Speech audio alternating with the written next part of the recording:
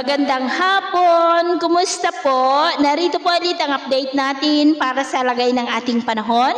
Ngayong hapon po ng June 27, 2024 na kung saan sa ngayon ang Visayas at Mindanao ay nakapaloob po ngayon po sa aktibong Intertropical Convergence Zone. Ito po ay salubungan ng mga hangin na mula dito sa Northern Hemisphere at dyan po sa may Southern Hemisphere.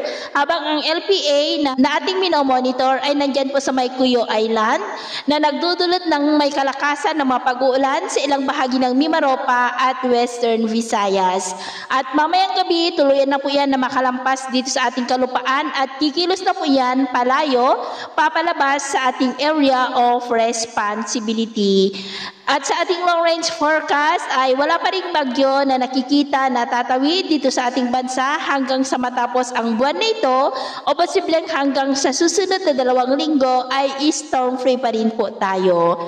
At sa lagay ng ating panahon, ngayong hapon ay maulap ang kalangitan with isolated rains sa ilang bahagi pa rin ng Ilocos Region, Cordillera, ilang bahagi ng Cagayan Valley, ilang bahagi po ng Central Luzon, Calabarzon, Mimaropa, Bicol Region, Western Visayas, Central at Eastern Visayas, Sulu Archipelago, Zamboanga Peninsula, Northern Mindanao, Caraga, Davao Region at Sorsogon na posibleng magtuloy-tuloy ang mga isolated rains na yan sa ilang bahagi ng ating bansa mamayang gabi, lalo na po dyan sa may Mimaropa, ilang bahagi ng Bicol, Panay Island at Eastern Visayas.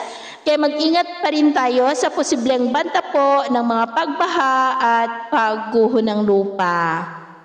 Sa atin naman pong mabaybayin, matataas po ang mga alon sa may Eastern Visayas na ang mga alon ay posibleng aabot hanggang po sa 2.2 to 2.5 meters height. Kaya iwasan muna natin ang papalaot dyan po sa mga may kulay pula para mas makaiwas sa mga sakunang pangkaragatan.